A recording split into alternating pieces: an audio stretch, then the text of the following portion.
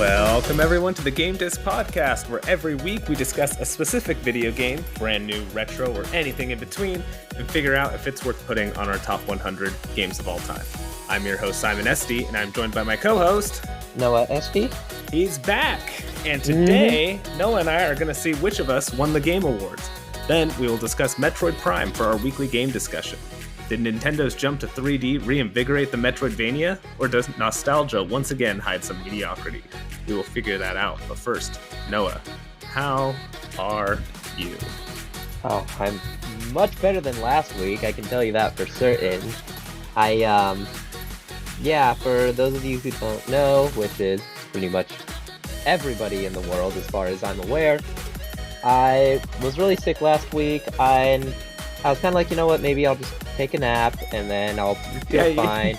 And talk to me. You're like, I'm laying. We were talking before, like I recorded anything, and I was like, oh yeah, you were gonna record. And you're like, yeah, I think I should be able to. And I was like, you sound really bad. And you're like, yeah, but I want to do it, so I think we should be okay. It's like, well, why don't you just kind of rest? And you're like, yeah, I think I might take a nap. And by this point, for me, it was already like 9 o'clock. I was like, you know what? You just rest. You sound like you need it.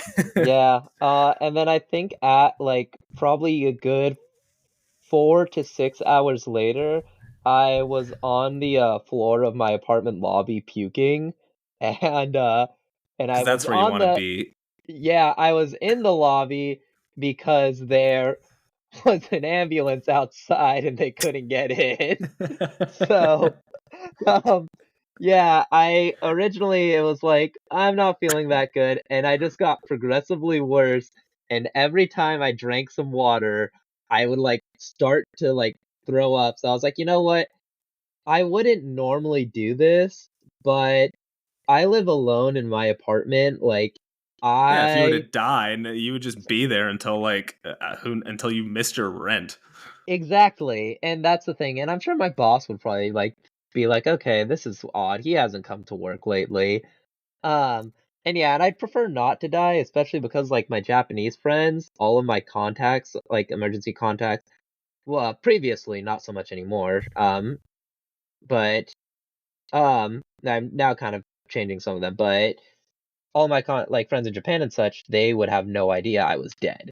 And that's kind of a fear of mine, is the fact that like, yeah, there's somebody that like they'll send me a message and I just won't respond. They'll just be like, "Oh, I wonder if this person just like doesn't like me anymore." It's like, And no, he's so just dead. yeah, exactly. So anyway, I called an ambulance. I am fine now. But yeah, so that was why I was not on the podcast last week. Yeah. Well, it's okay because you're here now. And that's all that matters. But yeah, it's been a while. You good? Oh god. I didn't realize that was a bit at first. I was like, oh goodness. Yeah. All right. Well, clearly you're back to normal. Glad you're doing better. We both made it through. It's been 2 weeks since we've done one of these. I had to take off because of my surgery, and then you were sick last week, so we had to have our sister fill in. How'd that go, by the way? I think it went pretty well. I thought it went well. You can listen to it and find out. I will. I'm sure that it probably was strange to have somebody very professional on it because, our sister, she is a very hard worker, and I know that she also like kind of pays a lot of attention to social media to like find out how to like the algorithms and such work. So I'm sure it was interesting having somebody who like, besides from you, competent being on the podcast. Well, yeah, I made a joke. Like, I think the thing missing was that both hosts need a German Shepherd pup. Because before her dog was kind of going crazy, but both the dogs were pretty good. But that's enough kind of preamble. We've actually got a lot to do today. We've got some news, and then we've got a little game. Noah and I, whenever we last recorded 2 weeks ago, we kept score, or we made predictions about the Game Awards, and we got the results of those. So we're going to see who won, and then the winner will get to go first in a game we're going to play next week. And then, of course, we do have our Metroid Prime discussion. So let's just get right into the news, Noah. big news from this week is that E3 is officially dead. The ESA confirmed it on Tuesday. Not too surprising, I don't think. The No. E3 was supposed to happen last year, but due to basically lack of support and interest, it didn't happen. And they said that they were going to try to come back. But I think that basically what happens is the ESA exhausted all options to get this thing off the ground. And there's just nobody else who can fund it or put something at this scale together. So it is dead. How you feeling about it? I mean, I feel like it's probably the same feeling as anybody else who's kind of like in their like mid-20s to like and older who's like big into gaming. It's one of those things that it sucks. We all have memories of tuning into G4 for E3 coverage, watching a bunch of trailers like the Wii coming out and being like, "Oh, it's the Legend of Zelda, Twilight Princess, the Red Steel looks so cool." Yeah. And it's a shame, but it's one of those things. It's like Blockbuster. We all have fond memories of it, and we're sad to see it go, but there is a reason why it's not Yeah, around. times have changed. Yeah, I Ex- agree with you. yeah. Some of my I'm best memories were just TiVoing all the G4 press conferences, and mhm. those were And always pretty cool.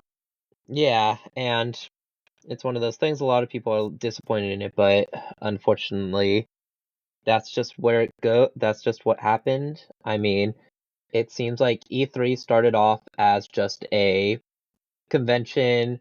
You could like network, they would make some like Well, announcements. it started as it was originally it was a Trade show, correct? yeah, so Or it was put on by Sony, Nintendo, and eventually Microsoft, yeah. and they were they were selling to Best Buy and Target and Walmart, saying Mhm. here's the products you will be able to buy. Mhm. That's I mean kind of what it originally went for, and then as kind of gaming became its own industry, and Mhm. you had fans start to attend, and Yeah. obviously then Game Informer and GamePro would do all their big like kind of E3 blowouts, so then it became just a big fan event too. uh, Mhm. but yeah, it did start Yeah. as just a trade show, and Yeah, there's and not really a place for that anymore. yeah, and I think like especially Sony announced the price of the PlayStation at it, and so it was like journalists did go to it obviously, so that way they're like, oh, well now we know the price of the PlayStation, we can write it in our magazine, and I think that yeah, just over time, like you said, coverage got bigger, so then more people started going, and then of course pandemic hit, and Yeah, companies were already starting to play around with the idea of directs for their announcements, and I think it just yeah. I mean, Nintendo kind of already was doing that, and Sony had started, and yeah, I think yeah. you're right. And I mean, it's not. I mean, I think that Jeff Keighley's Summer Game Fest will fill a similar niche, but it's obviously not going to be the Yeah. same. But like you said, Yeah. I think most people will miss it. Well, I Oh, think yeah, real quick, I do think the Game Awards will also fill in a subsection as yeah, well. no, they 100% are, and I think that's a Like, good break. You've basically got two events: the middle of the year, the end of the year. yeah. And especially because like Game Awards is an industry event, so a lot of people can network that way, which they used to do at E3. Yeah. Nope, I All right. agree. So then, Some something else something that else. ended Yeah. was The Last of Us Part 2 multiplayer was canceled. Naughty Dog confirmed this. I think in a tweet, they posted a message. Again, much like E3, which was canceled, this isn't surprising anybody. There's been No. leaks and rumors about this being in trouble. A couple of months ago, there was a report that Sony brought Bungie in to kind of give this a look over and see the status. And Bungie said this is not in a good shape Mhm. to make money as a product. So, no surprises. Obviously, this was part of Sony's big kind of live service game push that seems to be winding down, Mhm. especially now a really high profile. I mean, this was kind of one of their higher profile live service games, and this is now just Mhm. gone. So I didn't really have an interest in this, but it is more, I find this more interesting as a sign of what Sony is planning as Mhm. opposed to an actual like game, if that makes sense. Yeah, well, I think also something interesting. God of War just got a massive free single player DLC.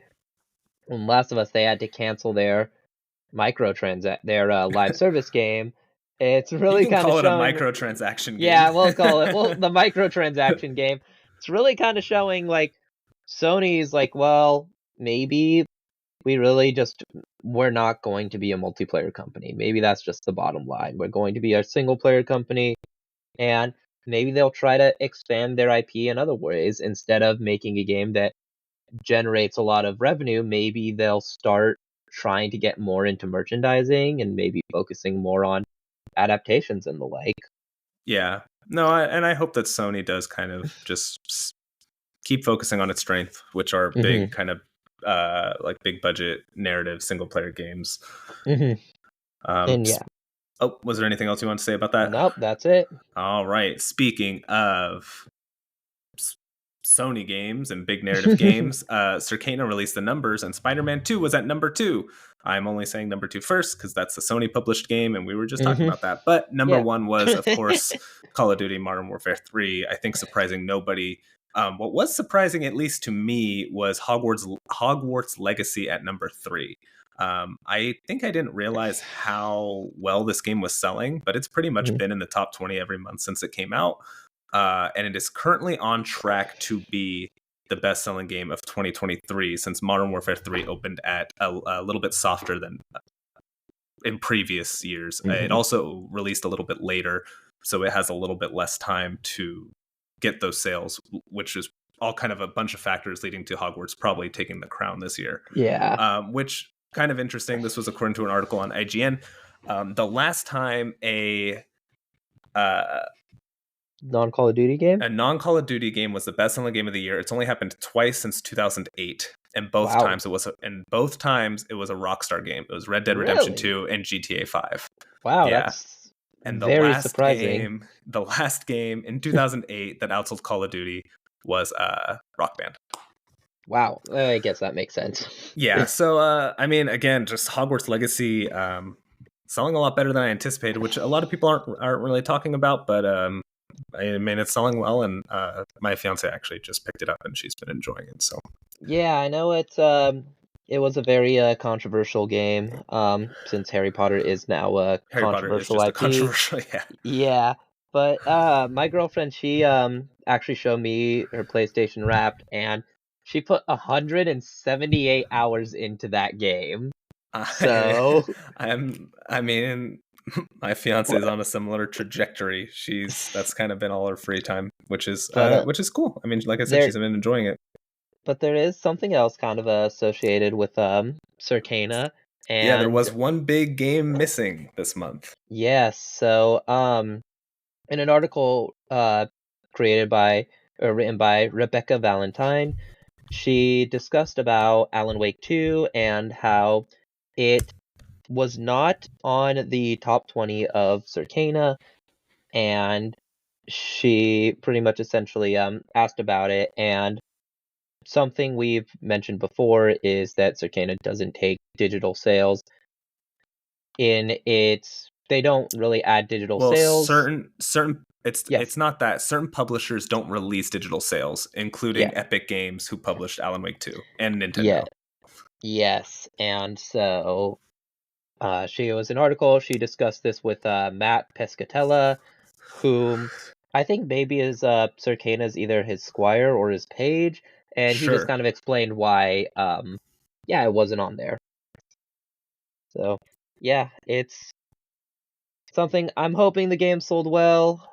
Um a lot of people aren't too positive about Alan Wake 2 because it is an Epic Game Store exclusive, and it And of course it it's digital downloads. only. Yeah, which I respect Remedy. For those of you who don't know, they essentially said the game is going to be download only, and the reason why is because we wanted to charge $60 for the game, but if we went physical, because we have to pay for all of like the cases and the printouts and all that stuff, we would be charging 70. So instead, we're just going to make it download only, make it 60, and seems like unfortunately that's a decision that even if they had the best of intentions was not a popular one. Yeah, I might be shooting them in the foot a little bit. Obviously, there are people who just I'm one of those people. I generally don't buy digital because I'm Hmm. like, well, I'm not. I'll wait for a sale or whatever because I don't like paying full price for digital games. But it's also I think it'll be fine. I think there will be a nice physical version of Alan Wake. Baldur's Gate did something similar. It's digital only.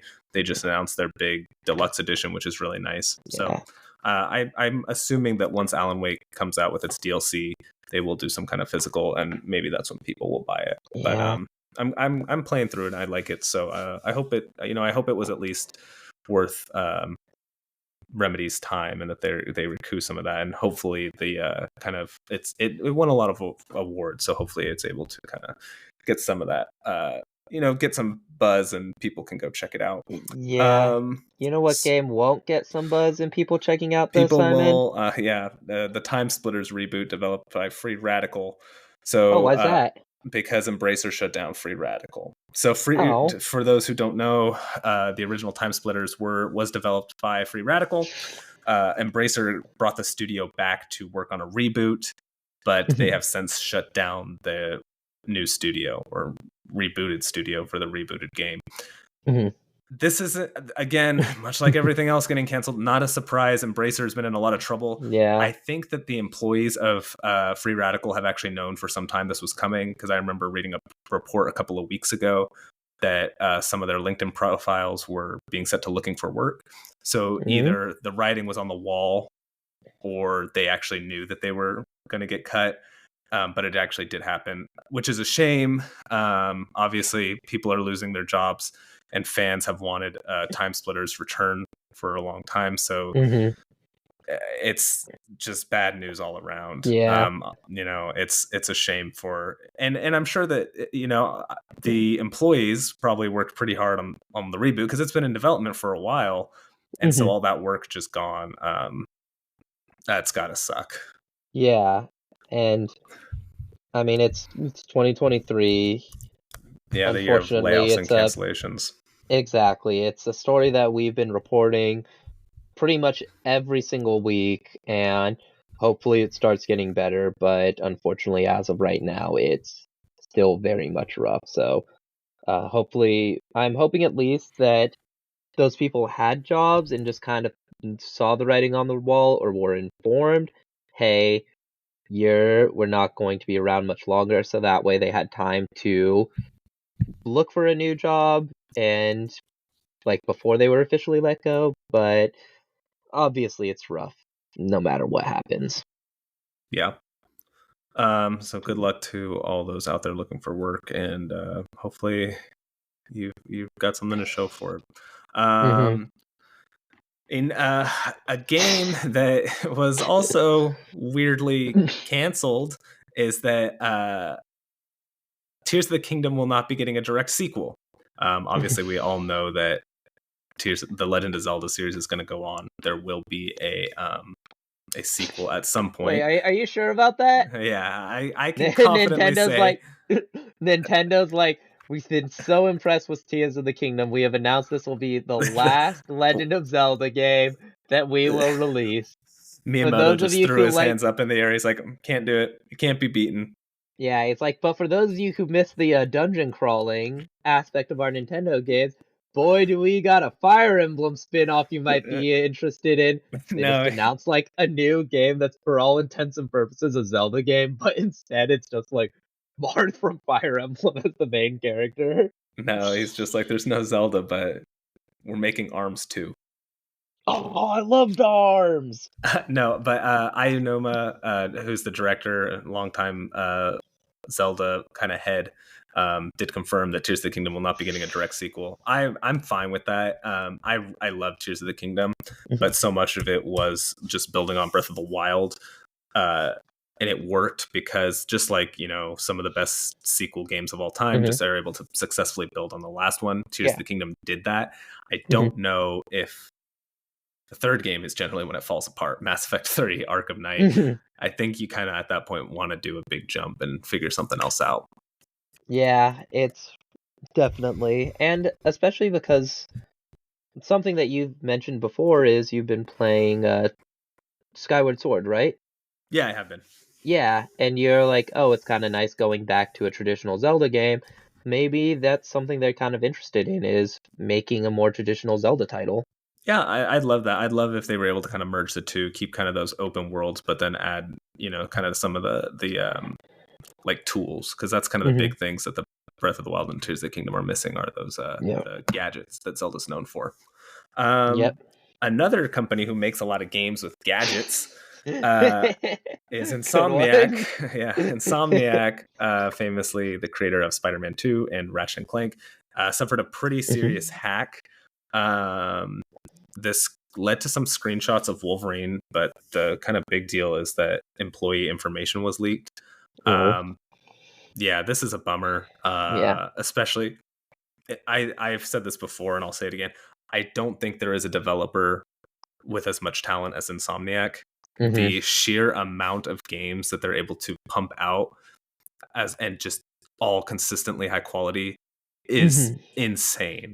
It And is. so the fact that Yeah. these people are, these like, I don't even know what to call them, like god developers and employees, Yeah. are just having social security numbers and other personal information leaked. Like the Wolverine screenshot is whatever. I saw the screenshot. Hmm. It's fine. It's just It's a a picture. by the We'll end of see the it at. game, it's a video game screenshot. Yeah, but basically their personal information being held ransom is disgusting, and yeah, I hope that those employees are, there's protections, like protection software, and I hope Sony's able to Yeah. offer that to Insomniac employees. I hope so too. And especially because this isn't the first time Sony has been hacked before. They've been I hacked a couple remember, times. yeah, and I remember several years back there was a huge, funny enough, that one also was related to Spider-Man, because there was the Marvel discussions, the MCU discussions with Spider-Man, because Sony Oh owned the film rights yeah, to him. I forgot about that. So funny how seems like it's always related to Spider-Man, Yeah, that's but why we got Spider-Man in the MCU. Was yeah, that was different from? Was that the same one that led to the PS3 PSN being free for like 6 months because it was I down for think like 6 months or something? I Or is that I an think unrelated that hack? might have been a different one. I think maybe that was specifically like a PSN DDS or DDoS attack. I don't think it And was a DDoS attack because it went on for months. okay, And I DDoS can't remember. attacks aren't generally that long. But I don't know. Yeah. Whatever. It doesn't matter. It was PS3 era. It was Regardless, a long yeah. time ago. Yeah. You have anything Um else to say about Insomniac though? no, pretty straightforward. Hopefully Sony does have a good protection. They should be used to hacks by this point. Like, So this ain't our hopefully they first can. rodeo. Yeah, exactly. Sony just like, it's like, goes up to Insomniac. It's like, hey man, sorry this happened. Here's 6 months of PS Plus free on us. This is now a $40 value since we jacked up the price to $80 a year. You're welcome. Uh, God, I don't want to talk about this anymore. I need to go No. into our feel good story of the week. Yeah. I don't have a segue. Activision Blizzard is paying $50 million to settle a gender discrimination lawsuit. Good It was a job, writer. thanks a 2021 lawsuit by a California regulator. Uh, Basically, the lawsuit said that women were paid less and passed over for promotions. We knew about this for a while. Yeah. Blizzard, California has dropped the suit, and Blizzard has agreed to pay $50 million as a payout. So cool. Activision Blizzard is a pretty bad company. Hopefully, it's going to get better under Microsoft. I don't know if that's true or not, but that's my hope. I definitely don't think it could get worse under Microsoft. But hopefully this is a step in the right direction, and those who were passed over for promotions and paid less will kind of get their due. Yeah, I also think that I know that a lot of this isn't uncommon in the game industry. I know I Riot think it's Games just also. uncommon, period, or it's not Uh, uncommon. yeah, and so having a big, for the game industry specifically, having such a huge company being held accountable for this it's good. It's definitely It's great. it's a good win. Yeah, exactly. And obviously things aren't going to just get better over day, and some people may think that, unfortunately, because it seems like they settled it instead of going all the way, people may think they got off easy, but by the end of the day, it is a win, and Blizzard did have to pay a lot of money to the victims, and that's something that everybody should be happy about. Yeah. Yep. Mhm. No arguments there. All right. Well, Well, yeah. unless you're Microsoft, and now you Yeah, suddenly have to Microsoft's like, pay 50 God damn million for this. it. I don't know. I mean, I guess if you pay 70 billion, you're really sweating 550 million or whatever. Yeah, that's true. All right. So we kind of blew through the news, Noah, because like I said, we've got quite a bit we want to do.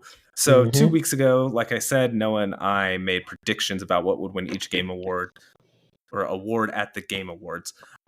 And now we're going to go through and we're going to see who had a better night that night. Or I guess for you, it would have been like the morning. No, Did I have a so better, I actually was my Thursday night better than your Friday morning? Well, I had work, but I caught the end of the Game Awards show because I was on break, so I was able to catch the end. But I'm sure your Thursday night was probably better than my Friday morning. Probably not wrong because I just watched the Game Awards. And I think I played some, and then I think I played some Alan Wake. So I've got IGN's article where I've got IGN's article where they kind of just say all the winners. So we'll just go down the list. So we will start with Game of the Year, which Noah, you and I both said Baldur's Gate 3, and Baldur's Gate 3 did win. So we both get a point there. No surprise there. No. All right, best game direction. Noah, you said Baldur's Gate 3. I did say Baldur's Gate 3, yep. I also said Baldur's Gate 3. So we were both wrong. We did not get a point. Nope. Because the winner was Alan Wake 2. You actually said you wanted Baldur's Gate 3 to win. I said I wanted Tears of the Kingdom. Yeah. All right, going down to best narrative. I said Tears of the Kingdom. You said Baldur's Gate 3. No. I'm sorry. I said Final Fantasy 16. You also said Final Fantasy 16. The winner was Alan Wake. So no point there. Oh wait, I said Final Fantasy 16. Oh, I thought I said Baldur's Gate. Hello? Sorry. No, I was reading. You're right. I was reading the list wrong. I was looking at what we wanted to win. So so far, we have every guess. We have everything we thought would win would be Baldur's Gate. Yes, that makes sense. That's where we're at. So best art direction. I said Hi-Fi Rush 2. Noah, you said Super Mario Hi-Fi Wonder. Rush 2? You said Hi-Fi Rush 2? I said Hi-Fi Rush. I don't know why I'm messing this up so bad. Slow down. You said Super Mario Wonder. The winner was Alan Wake 2. I betrayed Alan Wake, and it's really biting me. I know. So far, the score is 1-1. We both just got Game of the Year. Now we're going to go on to Best Music, which was, I said Final Fantasy 16. Noah, you also said Final Fantasy 16. And the winner was Final Fantasy 16. Yep. So we are tied completely right now. We are 100% tied. Best audio design. I said Hi-Fi Rush. You also said Hi-Fi Rush. God dang it. And the winner was Hi-Fi Rush. Then we go to Best Performance. I said Idris Elba. You said Idris Elba? Yeah, did I? I thought I said Ben Starr, but you said you wanted Ben Starr to win, but you thought Idris Elba would. Oh, yeah, because I wanted to set my expectations low in case Ben Starr didn't win. I wanted to prepare myself in case he didn't win. So that was the thing. Which he didn't win, but it was somebody else who... Neil Newbon from Baldur's Gate 3 was the winner, so no point for us. Innovation in accessibility. Why was that next? This is weird. Okay, I'll have to scroll down and find it. Yeah, and I believe I refrained from voting on this one because I didn't think you still made a guess. Wait, what? Oh, yes, I did. I said Hi-Fi Rush, correct? You did say Hi-Fi Rush. Yes. I said Spider-Man 2. The winner was Forza Motorsport. So good job, Forza. Nobody wins there. Well, actually, no. A lot of people won there, just not us. Yeah. Okay. Fair enough. That's true. But this is so for Games for Impact, one of us got a point and the other one didn't. So I guessed Tachia. You said Goodbye Volcano High, and the winner was Tachia. Oh, okay. So All right. I'm So you now are in now the ahead of lead, me. 4-3. Yes. Okay, you are now ahead of me. Then for best ongoing game, I said Final Fantasy. No, I said Cyberpunk. You also said Cyberpunk, and the winner was Cyberpunk.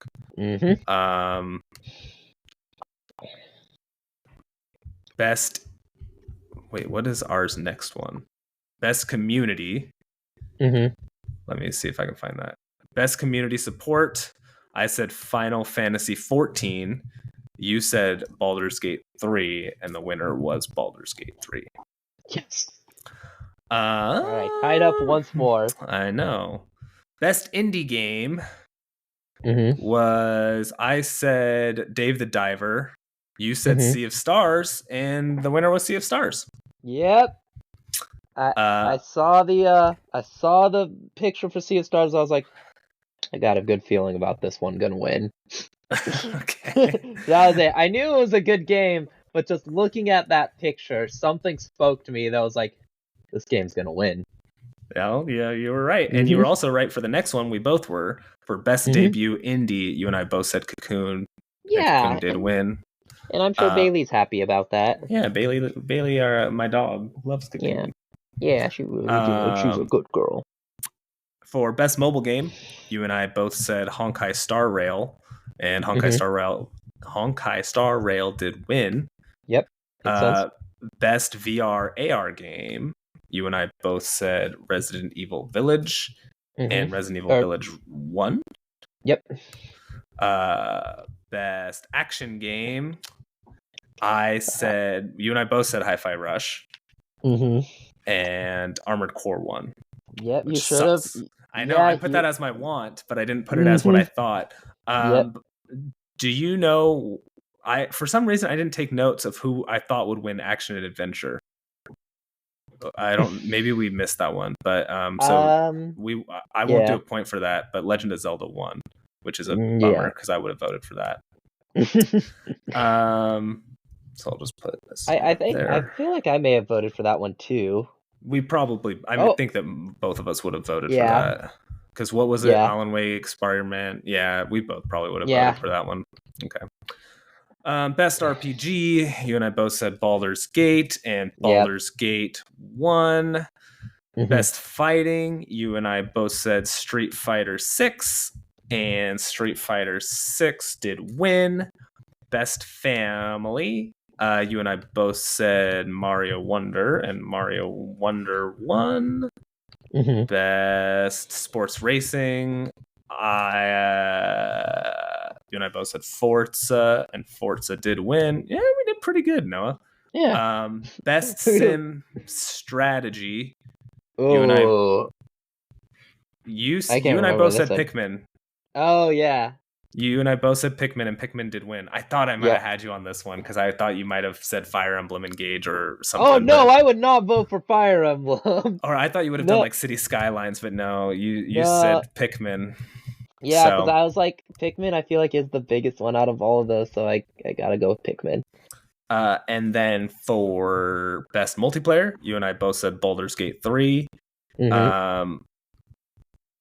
And then best adaptation, you and I, I said The Last of Us. You said the Super Mario Brothers movie. I did. Wait, did I? Yeah, I said that was the same thing with the voice performance. I was like, I didn't see Last of Us. I feel like it should win, but people really like the Mario movie. Yeah. Yeah. All right, so you are now ahead of me, correct? No, or are we tied? We're tied, and it came down to the last one. Oh no! Most anticipated. I said Hades 2. You said Final Fantasy 7 Rebirth. So you won 15-16. Yep. You win. So next week when we play our game, you will get to go first. Yep, and shit. Yeah, it's gonna be an interesting thing, but Well, we'll just say it. It'll be fun. I'm It's excited about it. yeah, All yeah, right. and I think that when we do play it, I'm gonna celebrate with my victory. I'm sure that you know what I mean by that, and audience will find out next week what I mean by that. Yeah. All right. You earned it, I guess. Yep. You made some good guesses. I might in my own time go through and see who got more what they wanted. That might be Yeah, fun that too. do the what is it? The like sad boy is the thing where it's like, yeah, well I wanted this to win and it did, so I'm the real winner. I think you would win that because I think for the most part, like Yeah, yeah, like Alan Wake, you put Alan Wake for most of the things that you wanted to win. yeah, and So Alan Wake did surprisingly well at the Game Awards. Seems like now it's starting to get into the Deathloop thing where it's now got such a good reception. People are like, oh well, now this game's just bad.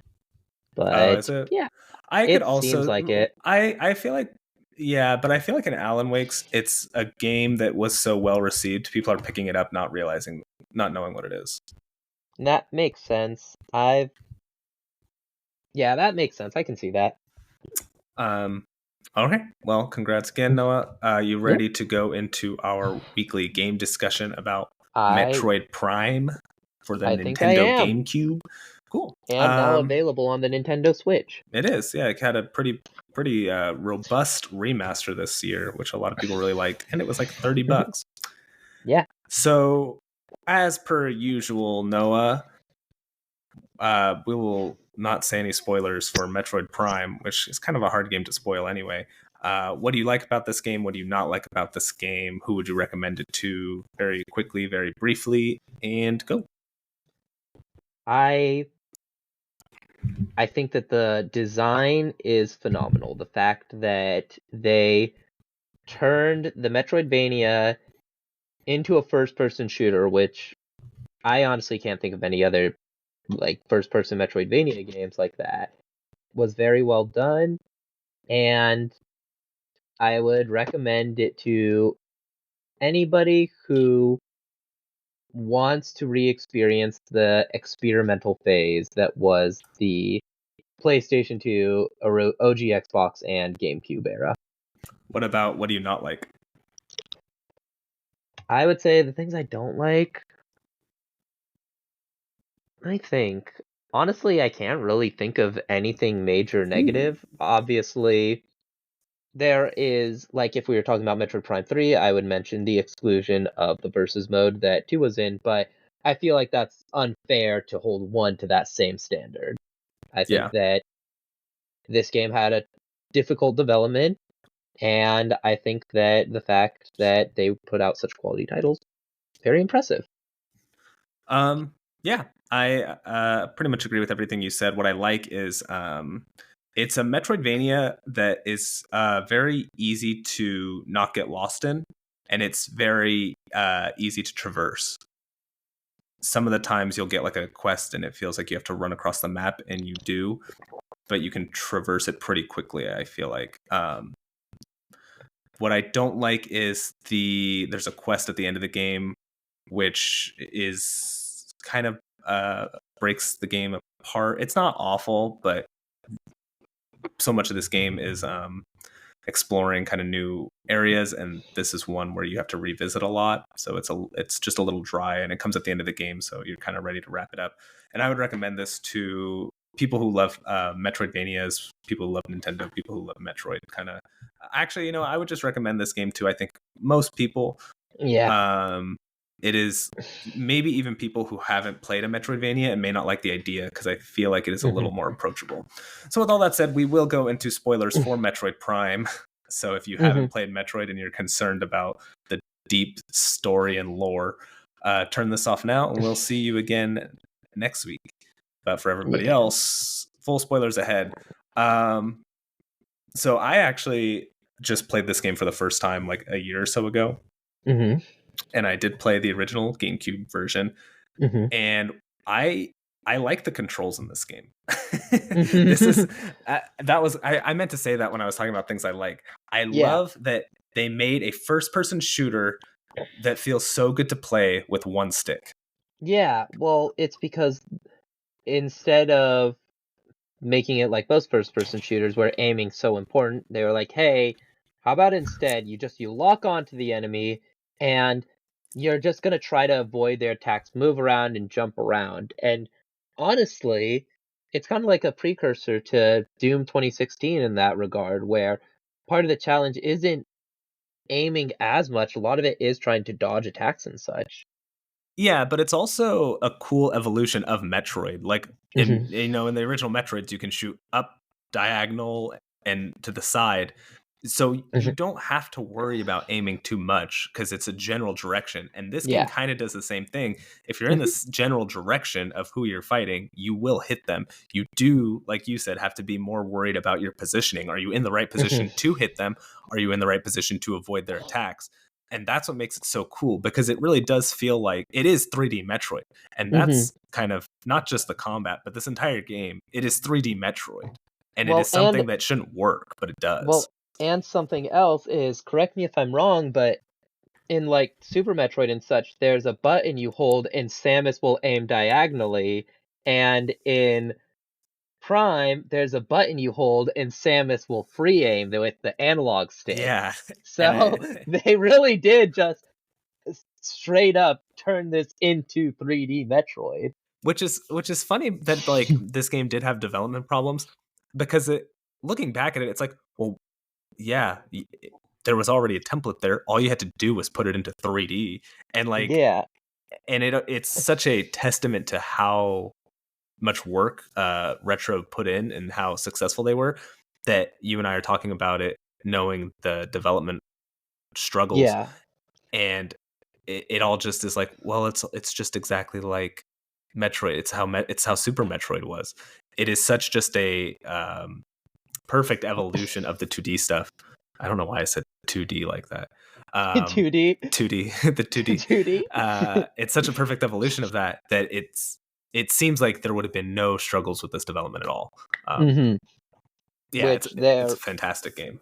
there was a lot. One of the main things that they took into consideration when developing the game was they wanted the morph ball going in and out to be seamless. That was like the big thing that Nintendo wanted. They were like, when you enter and exit the morph ball, it has to be seamless, can't be janky, and that's why even as a kid, I just thought it was so cool running and then going into morph ball, then going out, just to watch the camera go in and out of it. I just Yeah, thought that was super cool.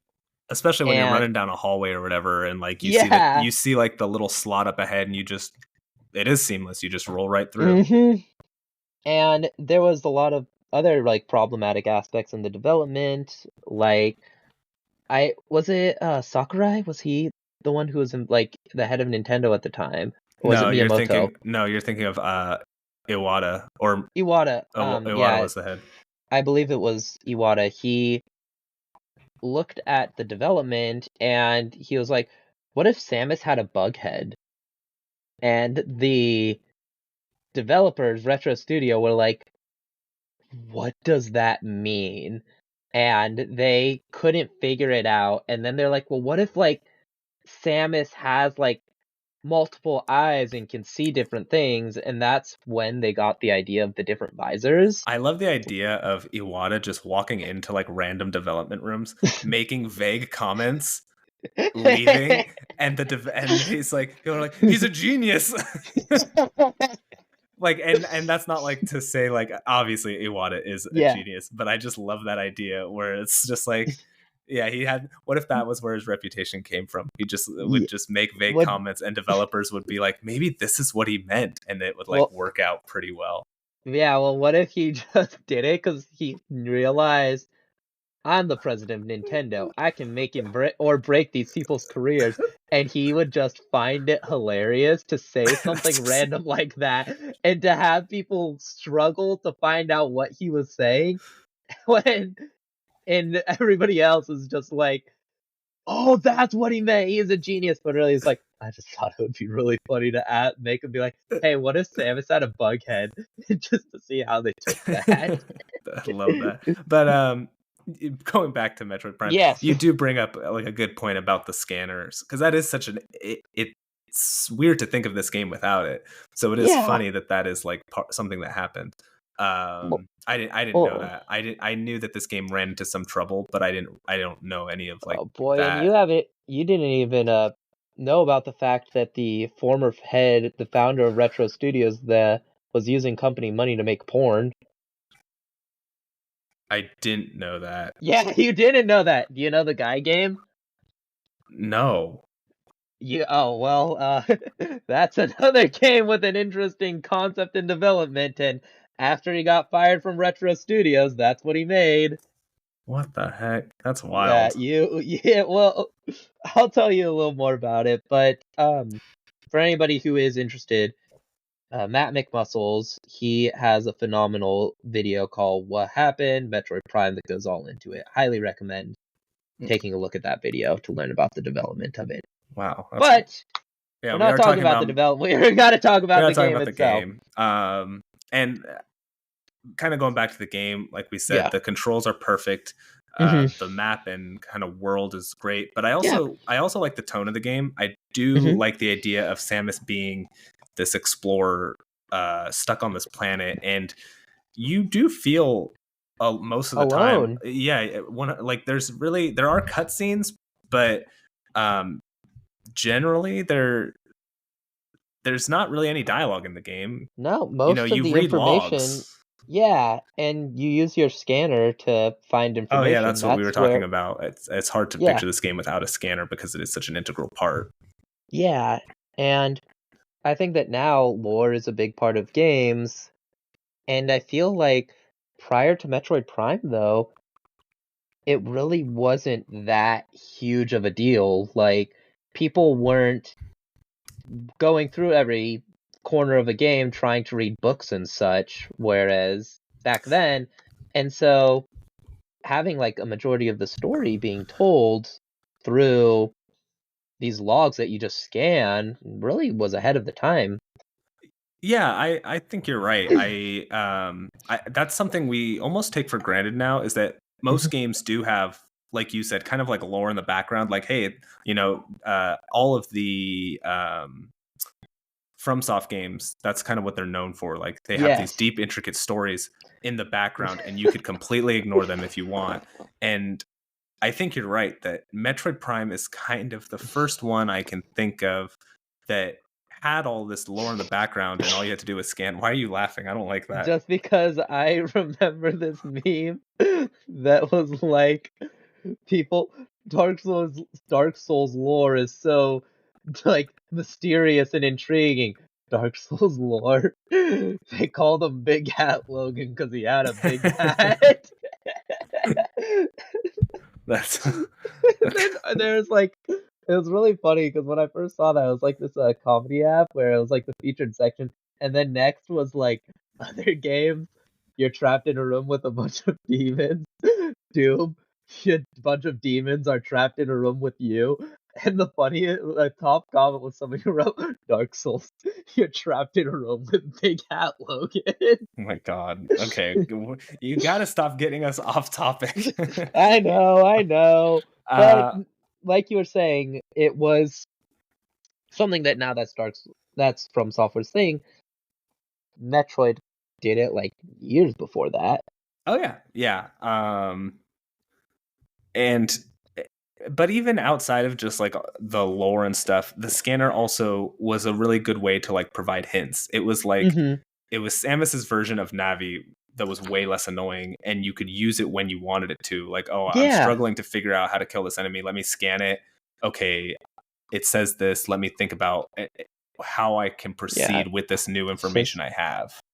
it says like its skin is suited for a cold environment, perhaps like Light that a bitch high up. burst. What's that? Light that Yeah, bitch up. Like, yeah, yeah, exactly. It'll say something. It's like, oh well, I got a magma gun, so let me just use that. yeah. And Go ahead. no, yeah, go ahead. No, I was just gonna say, and that's kind of the other thing it does well is all of Hmm. Samus's upgrades are all function the same, but feel Hmm. so different to play Hmm. that when you do have to revisit some of these areas, when you have these new weapons, you're able to just approach them in a completely different way, which makes it a ton of fun. Yeah.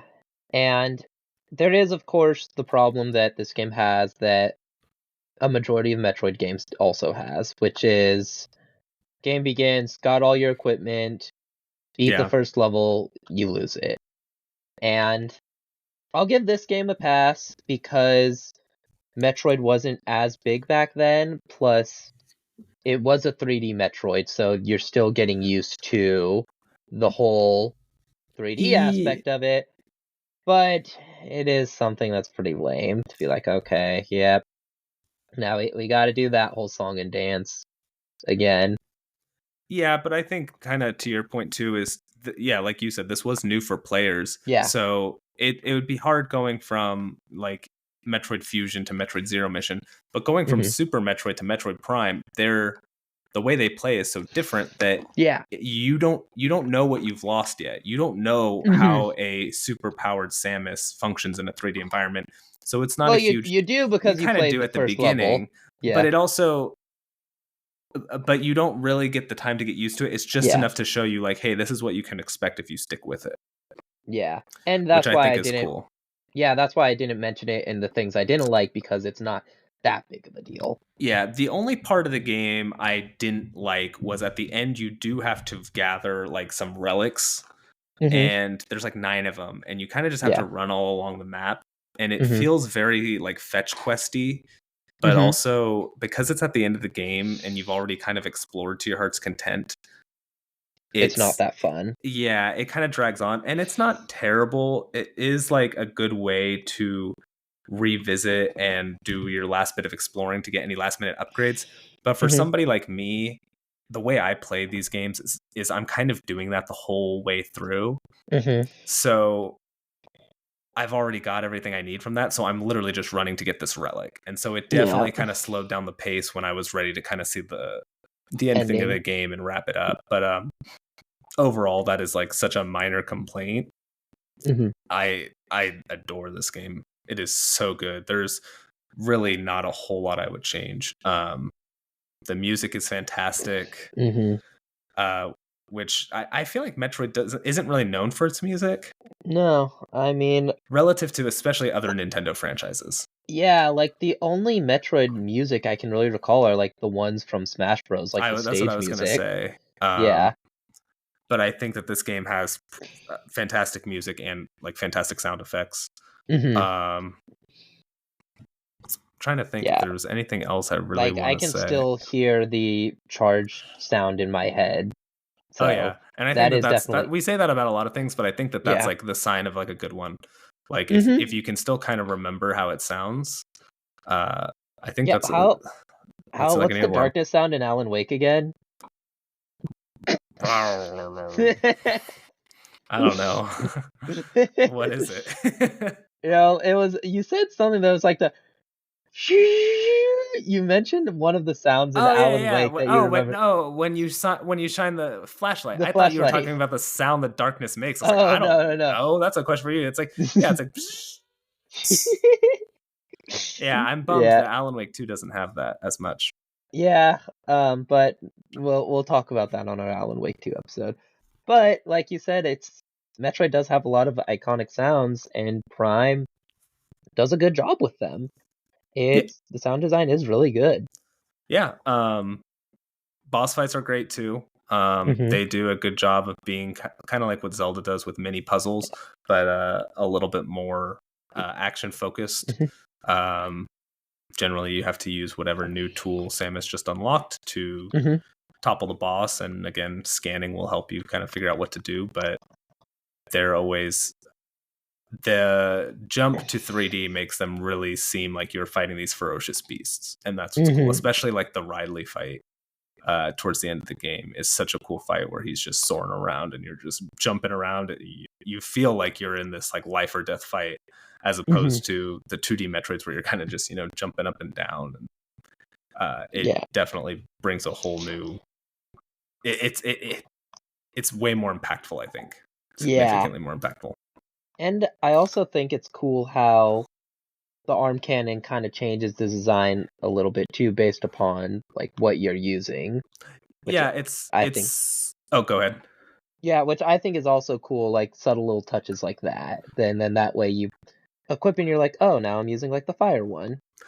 Yeah, I agree with that in general. I think this game has a really cool like visual language Hmm. showing you what you have equipped, but also showing where different secrets might be, how to beat certain Hmm. enemies. Everything in this game looks like it fits into this game. Nothing really Yeah. seems out of place, but you're also never really lost about where to go or what you should do, which I think is Hmm. really cool. And like you said, that visual language applies to your equipment as well, where you Hmm. generally can look at your arm cannon, which looks slightly different, but still looks like it would be part of Samus's arm cannon, and Yeah. know that you have the flamethrower equipped or the ice one equipped, which is really Hmm. cool. Yeah, and yeah, that's just one of those things. And I think that another thing cool about the visual design too is that it fits, but Samus's design, while fitting in with the rest of the with the rest of the game, looks different enough to really settle in the fact that, like, yeah, Samus is an explorer. She's not from here. This is the same universe, but a different world. Yeah. Nope. I 100% agree. Um, Mhm. is there anything else you want to say about Metroid? Or this game is actually a little bit tougher to talk about than I expected because it is just so good. It's like It's everything, it does everything so mhm. well. It doesn't do a whole lot bad. So it's like, well, what are we going to talk about?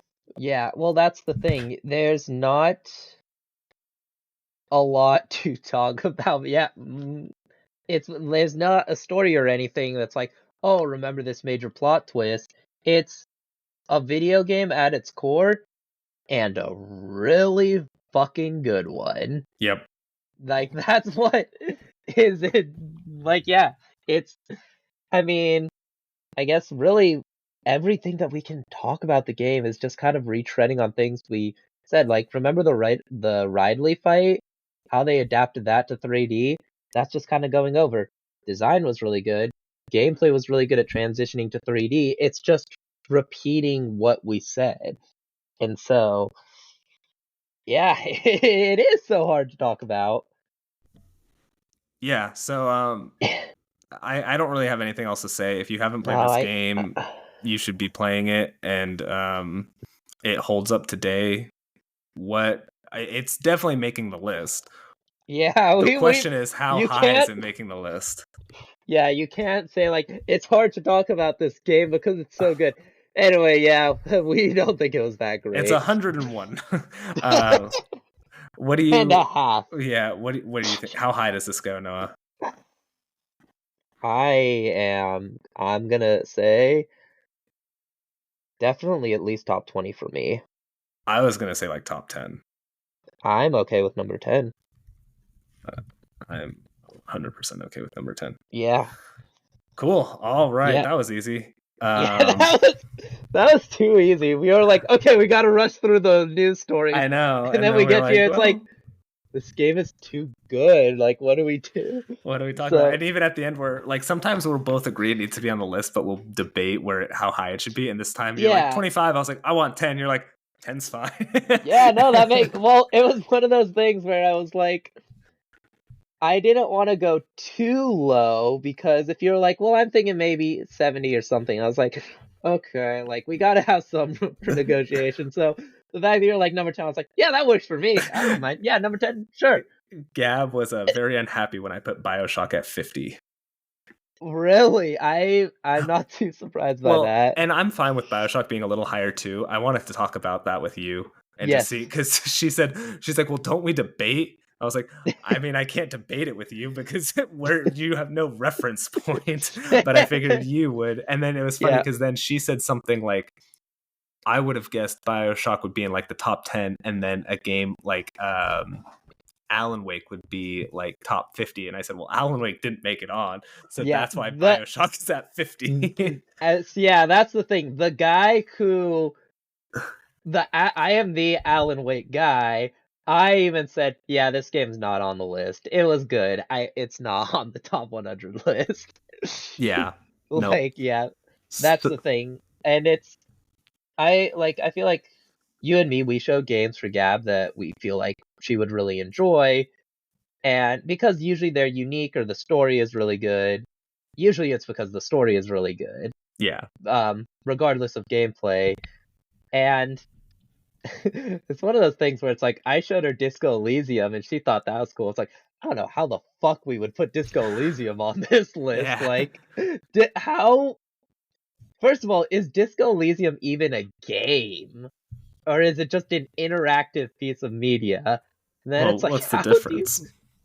Um, I don't know, but play Disco Elysium and tell me. It's funny you bring Like, that up too, because she mentioned that she had played that and she could yeah, not remember her for the life. Like she could not remember this game. She's like, no, we'll know what it is immediately. And then unprompted, you're like, well, she played Disco Elysium. yeah, and Disco Elysium. It's a very strange game. I don't know if it doesn't qualify as a game. You could argue it's the one of the most video games out there. It's like, oh geez, if the day that we come where we have to talk about Disco Elysium is a day I am not looking forward to. Well, I haven't played it yet, so we've got a little bit of time. Alrighty Um, then. but so yeah, Metroid Prime is number 10, which is pretty cool. Yeah. So we've got, how many games do we have? 1, 2, 3, 4, 5, 6, 7, 8. We've got 8 games, and we talked about maybe doing something when we get to 10. So, cool. Alrighty then, Noah. Before we get out of here, talk about what you've been playing.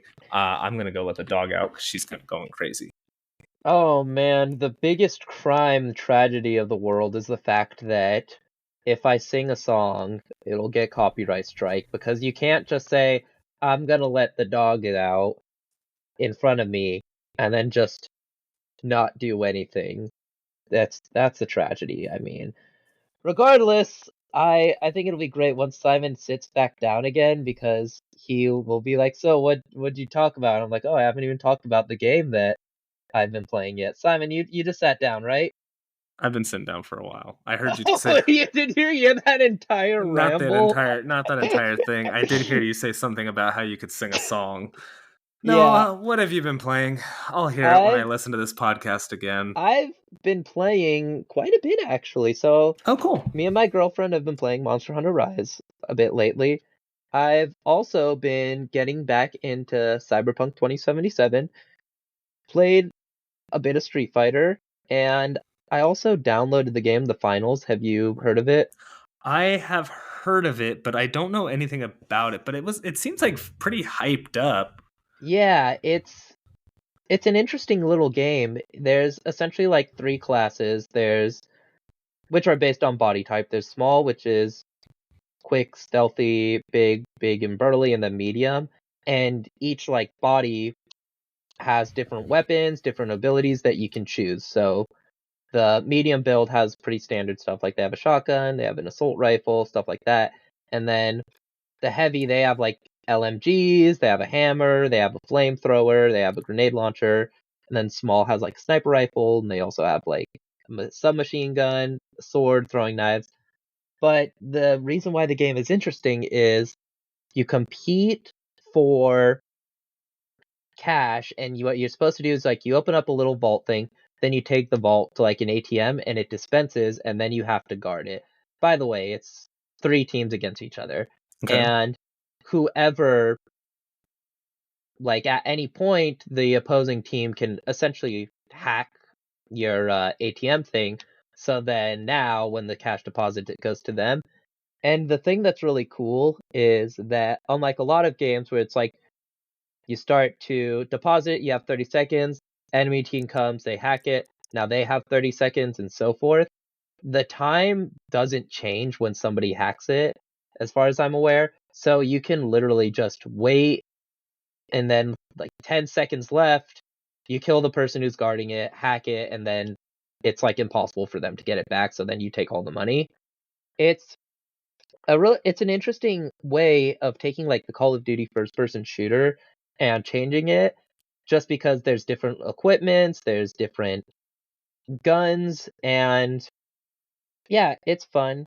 But the other game, that last game I'm playing that I'm probably going to start playing more, is Alan Wake 2 Uh, because I was I popped the game in and I noticed something called the final draft, and I was like, "What's this? Is this the new game plus mode?" And it starts off with a cutscene that's different from that is not how the game normally begins. And I looked into it, I'm like, "Oh wait, are there like different is the new game plus mode have like differences besides just equipment?" And it seems like there's a different ending as well. So I'm like, Oh, "Oh, I guess I got to play this now." that seems to be like a big theme this year with games having like pretty intricate new game pluses, like Starfield and Armored Core and now Alan Wake 2, which is cool. I think Yeah. that's good for fans who want a little bit more or even just something to revisit down the road. Yeah, and especially once you beat it, you can kind of tell, but yeah, it's the new game plus works very well with the game. Cool. Okay. Yeah, it makes Yep. sense from like just a writing perspective. I'm Yeah. it's funny you bring up Alan Wake. I'm too playing Alan Wake. I Hmm. haven't really been playing a whole lot of games. I mentioned this last week when I was talking to Gab. I couldn't play any games after my surgery because my Yeah. just sinus pressure was so insane. I couldn't do that. Hmm. So I got into a very deep Star Wars kick, which I'm still trying to crawl my way out of. Yeah, you're about to say some stuff that is going to get some people very upset. I it is the year 2023. I am a 30-year-old man and I am getting pretty into Star Wars. I generally think the Disney Stuff Plus has been at least good. Um, I think the High Republic books have been insanely good. Uh, and yeah, I've actually just been watching a ton of Star Wars and uh while I was recovering because it was kind of the only thing I could do. But that's what I've been doing a lot of. I have been playing a little bit of Alan Wake 2. Hmm. I'm still pretty early on. I'm probably like a quarter of the way through the game. I'm ra- What level did you just do? I'm on the boss fight of The amusement park, right? yeah, I'm on that boss Okay. fight and So I'm yeah, hoping you're about a quarter of the way okay. there. Yeah, I it's a game that I'm really spending a lot of time into, which I Hmm. might need to like quicken the pace. I'm exploring like every nook and cranny, which I think Yep. is kind of like almost slowing me down a little bit. Yeah. Um so I might need to just figure out like a better way to explore. But I generally really like it. I'm excited to see where the plot goes. Hmm.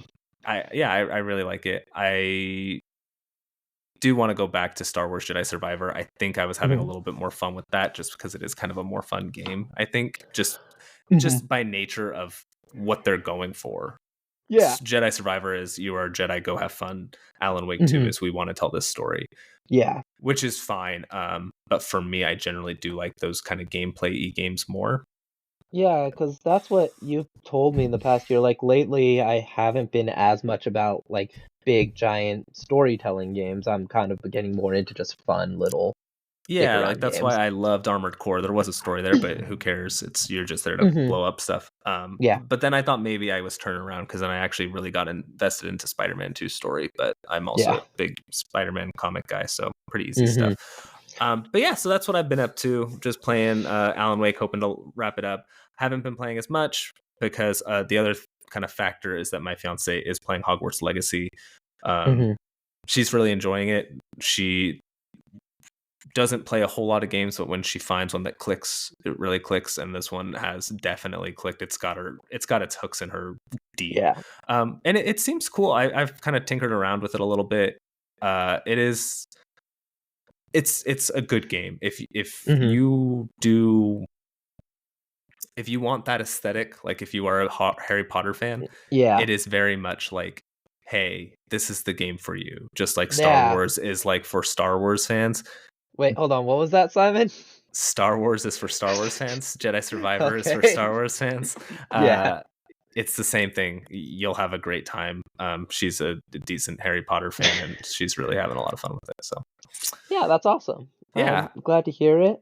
Like I said, my girlfriend put in 176 hours into it, so there clearly are people that enjoy the game. yeah, that's wild. Um, Yeah. yeah, she's already talking about trying to platinum it, which I've read it's kind of an easy platinum, so she'll probably do that.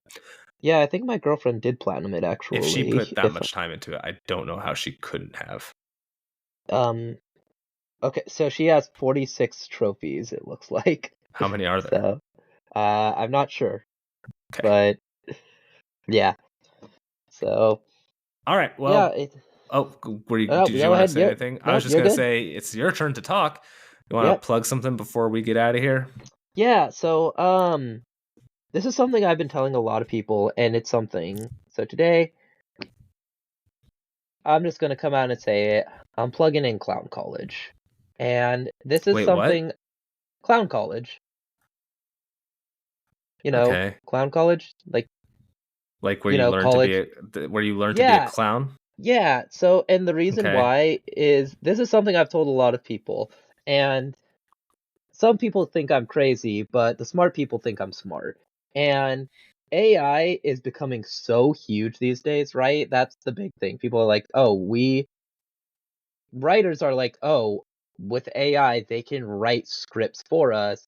Actors are like, with AI, they can use a small role I made and cast me into an entire film. And Marvel themselves used AI to create like the opening for the Marvels, I'm pretty sure. And so Secret. this It is was Secret Invasion, but yeah. in Secret Invasion. Gotcha. I I didn't know people watched it, so it's hard to confuse which ones they all are. But so the thing is, AI is pretty much it's coming for all of our jobs, but for that reason, like I'm gonna go to college for like film. Well, we got a program that'll make all the films for you. I think that being a clown college will be the only credited higher university because AI will take all the other jobs. I- So I've got some for bad that news for you, reason, Noah. wait, what? No. Elon Musk already made an AI that its whole shtick is that it's funny. Well, but clowns are funny. Well, sorry. Elon Oh, Musk is trying to ruin clown college, I guess. okay. Well, is this AI going to go to children's birthday parties and make balloons for him, Simon? If Musk has his way, probably. He's just going to send like automatic cyber trucks to like kids' birthday parties, and then it's just like the trunk is gonna open up. It's just going to be like a TV that's like, "Hey kids," and it's Yeah. attached to a helium gas canister that just blows open a balloon. Doesn't tire or anything. It just keeps blowing it until it pops. It's funny that you mentioned clown college and I mentioned Elon Musk because there was also like a report by The Verge that Musk wants to open his own university, which I feel like the only school Musk could open would be a school for clowns. Well, I mean, Elon Musk Clown College. That maybe that's the thing. Rolls Maybe off the the tongue. AI, maybe is maybe the AI is actually like made to teach it. I mean, AI is going to take all the teaching jobs. So instead of having a clown teach, they're going to have the AI teach you how to be a clown. And Yeah, then, yeah, you get your diploma from Clown College and you go to the, yeah, parties and such. yeah. It can be either kids or adults. There you So go. anyway, yep, Clown College. Good chance it'll be the only accredited higher education in the future. So yeah, be sure to look up your local clown college. There you go. Everybody Yep. go find your local clown college. Hmm. All right, I'm gonna get us out of here. Thank you to Pecan Pie on Upbeat for our intro and outro songs. Thank you to Zach Robinson for our logo. Thank you to Gabrielle Este for our editing. If you like this podcast, please follow and subscribe and consider leaving a rating and review so more people can find us. We're still trying to grow a little bit. You can find other episodes of this podcast on Spotify, Apple Podcast, and Google Podcast. I'm going to try to upload them to YouTube at some point. I need to figure out how that's going to work, especially with Google Podcast going away and everything just moving over to YouTube, but that hasn't happened yet. If you want to send us an email, you can do that at gamedisc.podcast@gmail.com. You can send us questions, suggestions, or anything you want. You can find me on Twitch at Smesty, and you can find Noah in Nagoya, Japan. And we will see you all next time where we'll play a fun game. It's gonna be a good one. It's gonna be fun. That's the definition That of a was fun my game. yeah. Yep. All right, we gotta go. Bye. Bye.